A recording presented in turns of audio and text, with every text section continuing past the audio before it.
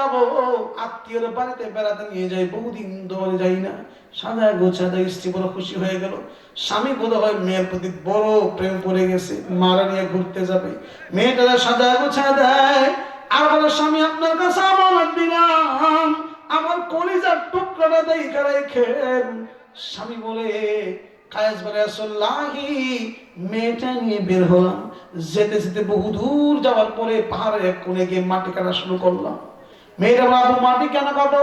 আমি বললাম পানির পিপাসা হয়েছে, এবার পানির দরকার, মাটি কাটি, তোরও পানির ব্যবস্থা হোক, আমারও পানির ব্যবস্থা হোক, তাই তো মাটি কাটি। ইয়া রাসূলুল্লাহি আমি দেখলাম যখন মাটি কাটি ছোট্ট ছোট্ট পাথরের টুকরাগুলো দাড়িতে এসে পড়ে, জামা এসে পড়ে। আমার মেয়েটা সেই টুকরাগুলো সরায় দেয়। আব্বু তোমার কষ্ট হচ্ছে, ঘামগুলো মুছে দেয়, আমার দাড়ি থেকে পাথরের টুকরাগুলো সরায় দেয়। আমার মেয়েটা বলে, আব্বু আমি সহযোগিতা করি। এ কথা বলে আমার মেয়েটাও কি সুন্দর করে একটু একটু করে সরায় সরায় কবরটাকে প্রস্তুত করে। ইয়া রাসূলুল্লাহি যখন কবর প্রস্তুত হয়ে যায়, এক ধাক্কা দিয়ে মেয়েটাকে কবরের মধ্যে ফেলে দেই। মেয়েটা কবরের মধ্যে বলে, আব্বু আমার কেন হত্যা করতে চাও, বড় বিষয়টা করে। আমি বললাম, মারে মা শোন, এই মক্কার সমাজ, এই জাহিলি যুগ কন্যা সন্তান সাপোর্ট করে না। তুই যদি বেঁচে থাকিস সারা জীবন কলঙ্কের গ্লানি নিয়ে বাঁচতে হবে রে আমার মা, তাই তোমার বাঁচা রাখা সম্ভব না। মেয়েটা বলে, আব্বু আমি তোমার কথা দিলাম যদি হায়াত বেঁচে থাকে কিয়ামত পর্যন্ত কোনদিন তুমি আমার বাবা সেই পরিচয় আমি দেব না। কায়েস কথা শোনে না। এক পর্যায়ে কায়েসের মধ্যে মেয়ের মধ্যে কথা চলতে থাকে। আল্লাহু আকবার। কায়েস বলে, রাসূলুল্লাহি আমার মেয়েটা বলে, আব্বু শোনো শোনো শোনো, একটা পুরুষ সন্তানের যেভাবে বেঁচে থাকার অধিকার আছে, একটা মেয়ের তো বেঁচে থাকার অধিকার আছে। কন্যা সন্তান হওয়াটাই যদি অপরাধ হয়, যে মালিক আমারে বানায় পাঠাইছে মালিককে তুমি প্রশ্ন করতে পারো। ইয়া রাসূলুল্লাহি আমি দেখলাম মেয়েটার সাথে যখন কথা বলি আমার দিলের পাশে কেমন চুরমার করে ওঠে, মায়া কাজ করে। আমি চিন্তা করলাম, না না আর কথা বাড়ানো যাবে না, তাইলে বোধহয় কার্য সম্পাদন করা যাবে না। আমি কথা না বাড়ায়া পাথরের বড় একটা টুকরা নিয়ে মেয়েটার কপালে জোরে আঘাত করি, ফিনকি দিয়ে রক্ত বের হয়ে মেয়েটার আওয়াজ সাথে সাথেই বন্ধ হয়ে যায়।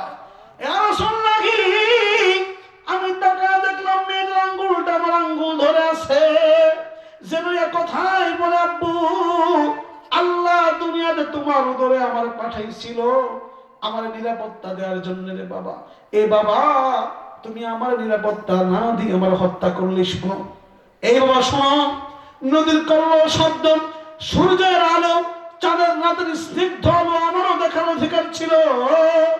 এ বাবা একটা পুরুষ সন্তান পৃথিবীতে যেই হবে বেঁচে থাকতে পারে, আমি মেয়েরও সেই অধিকারটা ছিল, আমার বাঁচতে দিল না।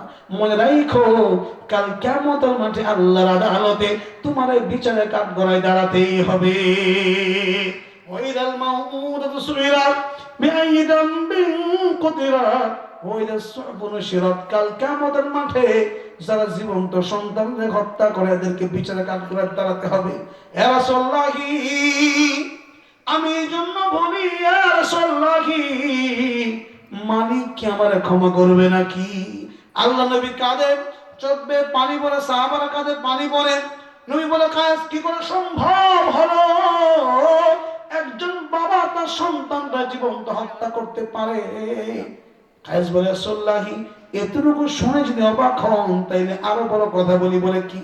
বলে, ইয়া রাসূলুল্লাহি একটা কন্যা সন্তানের কথা আপনারা বললাম না না না, এতটুকুই শেষ নয়, আমার দুইটা হাতে আপনার দুইটা নয় 8টা কন্যা সন্তান আমি কায়েস জীবন্ত হত্যা করেছি। ইয়া রাসূলুল্লাহি মালিক আমার ক্ষমা করবে নাকি? মালিক আমার ক্ষমা করবে নাকি? আল্লাহ নবী বলে, কায়েস তুমি কি সেই আয়াত শোনো নাই, কুল ইয়া ইবাদিয়াল্লাযীনা আসরাফু আলা আনফুসিহিম লা তাকনাতু মির রাহমাতিল্লাহ ইন্নাল্লাহা ইয়াগফিরুদ যুনুবা জামিআ ইন্নাহু হুয়াল গফুরুর রহিম। এই নবী বলে দিন আমার বান্দারা, যত অপরাধে করো না কেন আমার দরবারে আসার সাথে সাথে আমি জিন্দেগীর সমস্ত গুনাহগুলো ক্ষমা করে দেই।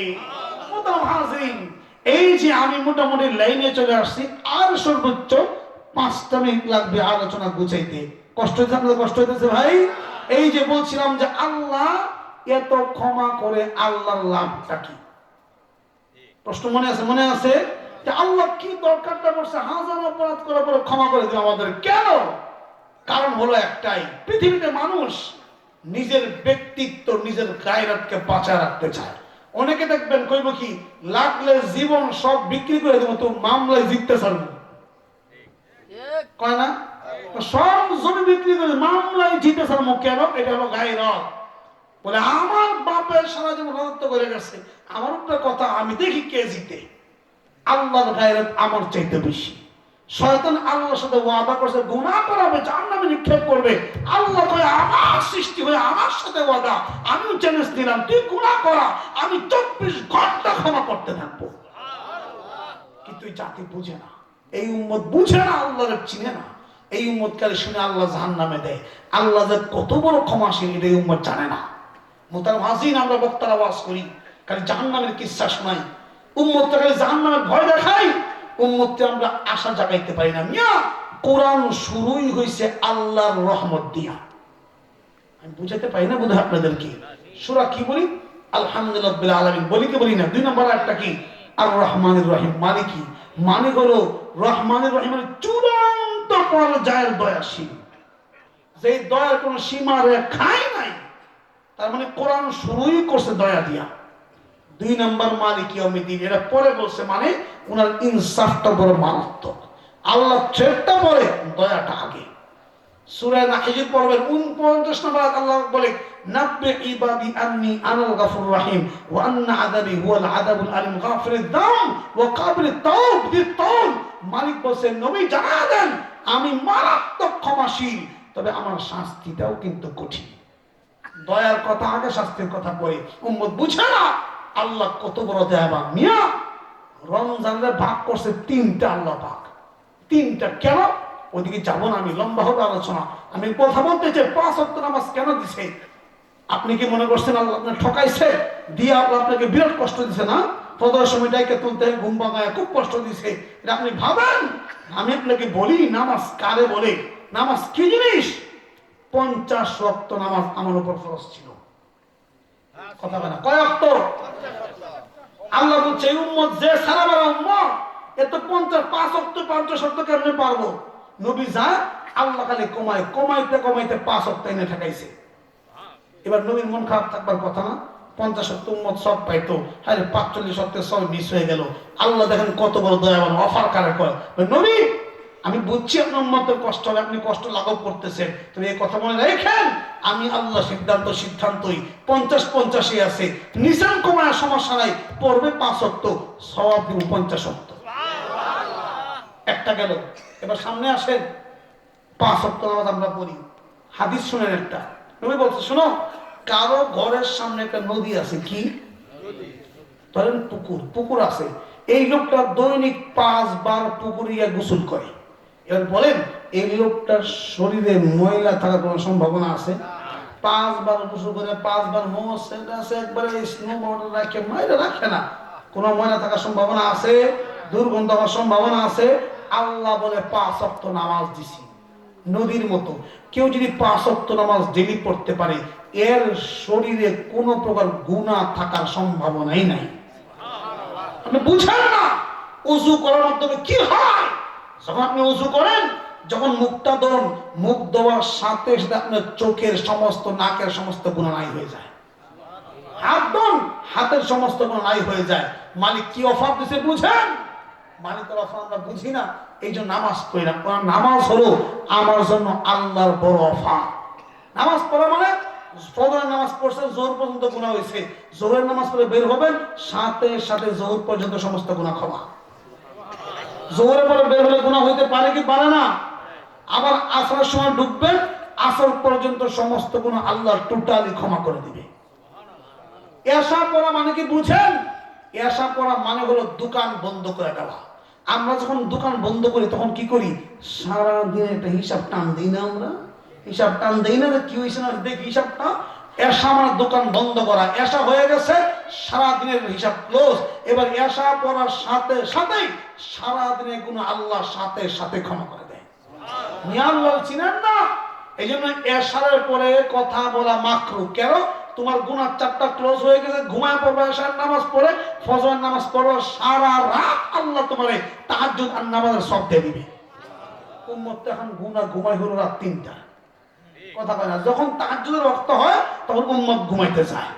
যখন আল্লাহ প্রথম আকাশে এসে ডাকে, আল্লাহ মুস্তাগফির, আমারে বল কার কি সমস্যা, কার ক্ষমা লাগবে, কার ব্যবসা বন্ধ, কার চাকরি লাগবে, কার অসুস্থ, আমারে বল। আল্লাহ মুস্তাগফির, আল্লাহ মুস্তাজিদ ফাআযুকালা।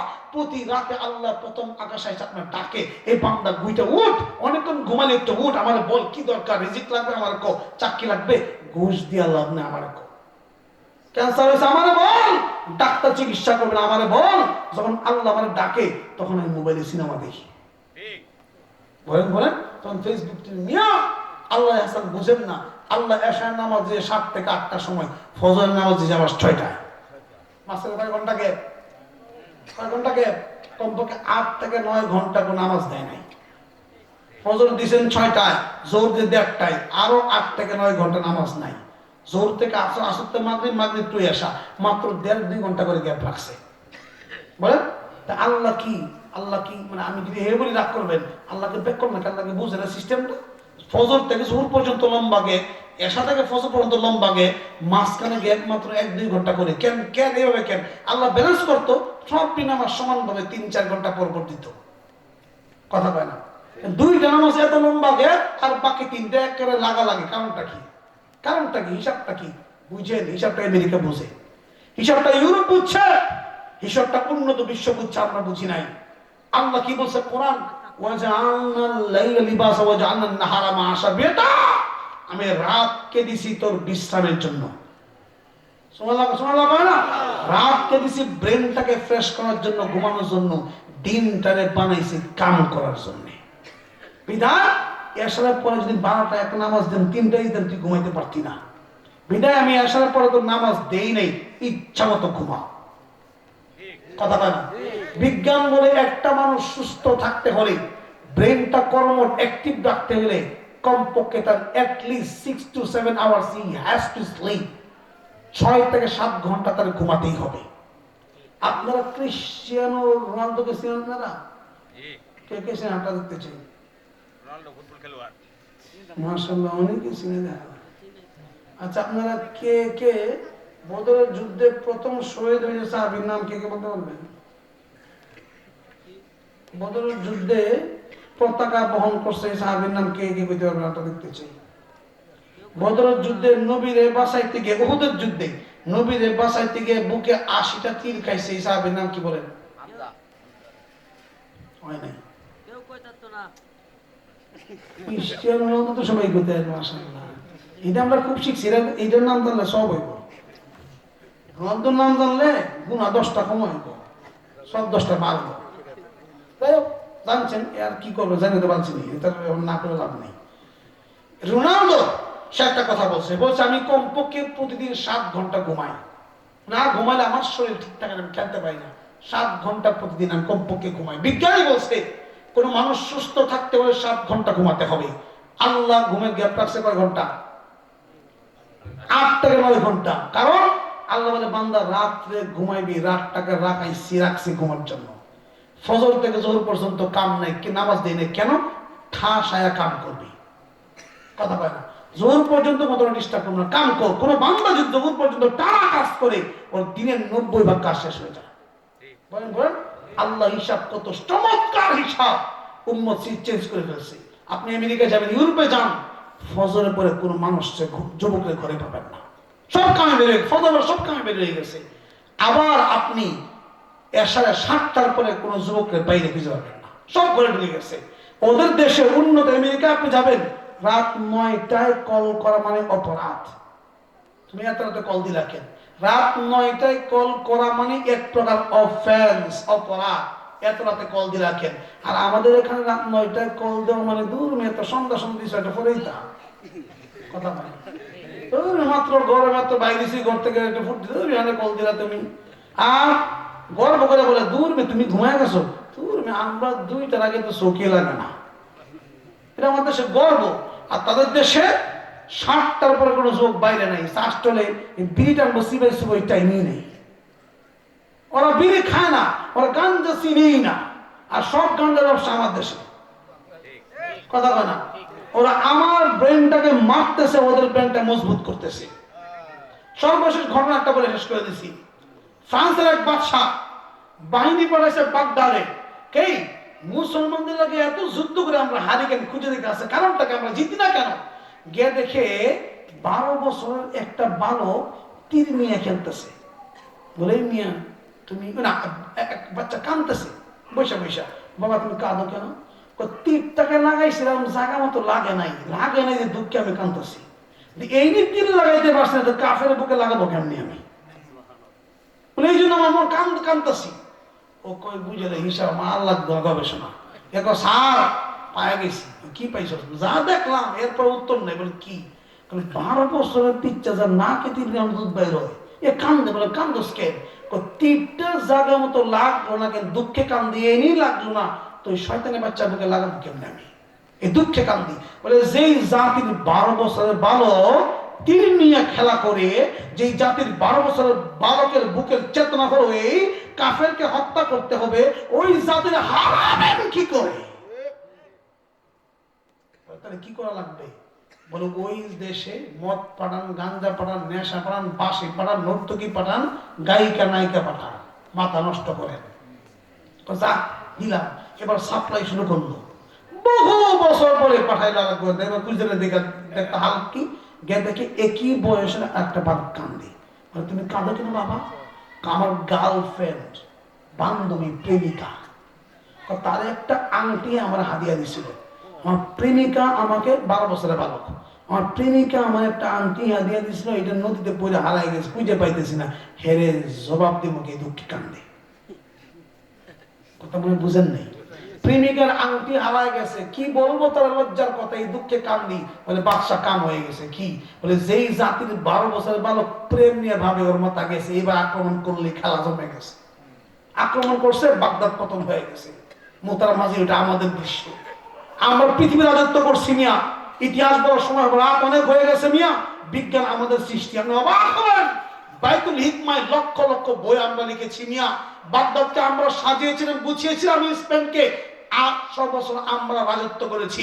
কর্ডোবার মসজিদ আমরা তৈরি করেছি, সাবান আমরা তৈরি করছি, বিজ্ঞান আমরা তৈরি করেছি, দূরবীন আমরা তৈরি করেছি, জাহাজ আমরা তৈরি করেছি, ভূমধ্য সাগর আমরা শাসন করেছি। 300 বছর পৃথিবীকে রাজত্ব করেছি তো আমরা।